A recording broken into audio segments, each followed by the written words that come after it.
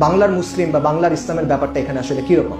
আমাদের overall tendency হলো যে বাংলাদেশের মুসলিমরা ভালো না, বাংলাদেশের মুসলিমরা খারাপ, মুনাফিক ইত্যাদি ইত্যাদি। আমরা আমাদের কমকে অনেক গালাগালি করি, অতিরিক্ত গালাগালি করি। আমি ঠিক শিওর না দুনিয়াতে আর কোনো কম নিজেদের কমকে এত গালাগালি করে কিনা, আমি দেখি নাই, কিন্তু আমরা প্রচন্ড গালাগালি করি। আমি এর সাথে একমত না, বরং আমি মনে করি বাংলায় যে ইসলাম এটার বেশ কিছু বিশেষত্ব আছে, এটা একটা স্পেশাল স্ট্যাটাস আছে। কেন? আমি আপনার তিনটা কারণ বলতেছি। বাঙালি মুসলিম হলো উম্মার মধ্যে থার্ড লার্জেস্ট এথনিক গ্রুপ।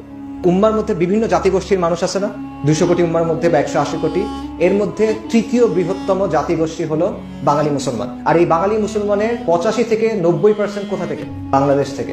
এই জিনিসটা বিস্ময়কর, এই জিনিসটা বিস্ময়কর। এটা আমার কথা না, এটা ইতিহাসবিদদের কথা। কারণ আপনি এই জায়গাটা দেখেন, যে বেঙ্গল ডেল্টা, বদ্বীপ যেটা, এই জায়গাটা মুসলিমদের যে সামরিক এবং রাজনৈতিক কেন্দ্র, তখন এটার সাথে সরাসরি যুক্ত ছিল না। আমাদের চারপাশে কি? চারপাশে মুশরিক। আমাদের উত্তরে, পশ্চিমে, পূর্বে মুশরিক দিয়ে আমরা পরিবেষ্টিত, একদিকে সমুদ্র। এত ছোট একটা জায়গা কখনো মুসলিমদের সামরিক রাজনৈতিক কেন্দ্রের সাথে সরাসরি যুক্ত ছিল না, চারপাশে মুশরিক দ্বারা পরিবেষ্টিত। এই জায়গাটাতে এত মুসলিম, কত মুসলিম, উম্মার মধ্যে তৃতীয় বৃহত্তম জাতিগোষ্ঠী। এটা কেন? আল্লাহর ফয়সালা। আল্লাহর ফয়সালা কেন? আল্লাহর ফয়সালার পেছনে কোনো হিকমা আছে কিনা, নাকি এটা এমনি এমনি হয়ে গেছে? নাউজুবিল্লাহ, ডেফিনেটলি হিকমা আছে।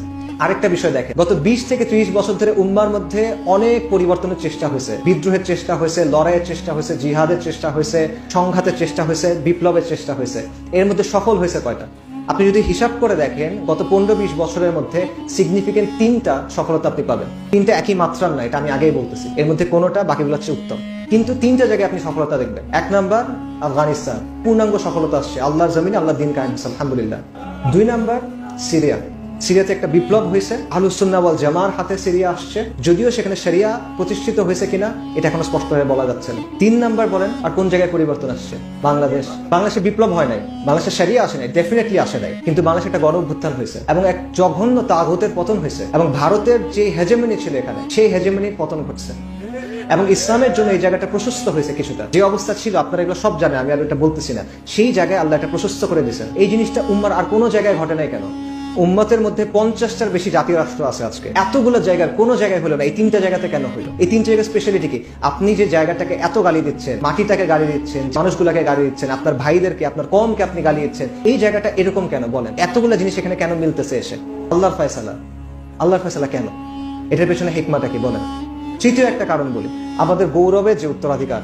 এই অঞ্চলের মুসলিমদের ইতিহাস দেখেন, আমাদের পূর্বপুরুষদের ইতিহাস দেখেন। এই ইতিহাস থেকে শুরু করবেন, রংপুরের সাহাবা মসজিদ থেকে শুরু করেন, 70 হিজরিতে বা তার আগে যে মসজিদ তৈরি হয়েছে, সালাফুস সালিনের সময়ের কথা। এখানে মুসলিমরা আসছে, এখানে তাওহীদের দাওয়া হয়েছে।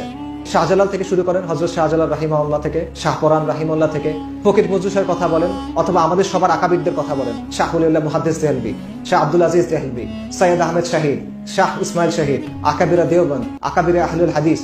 তাদের সবার সংঘাত কি ছিল? হাজী শরীয়তুল্লাহ, মীর নিসার আলী তিতুমীর, তাদের সবার সংঘাত কি ছিল?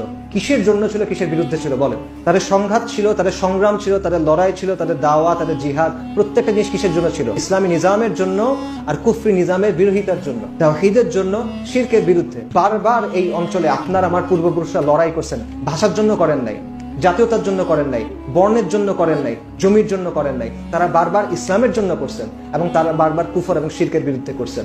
কেন? এটা আল্লাহর ফয়সালা। কিন্তু আল্লাহর ফয়সালার জন্য হিকমাটা কি আমাকে বলেন?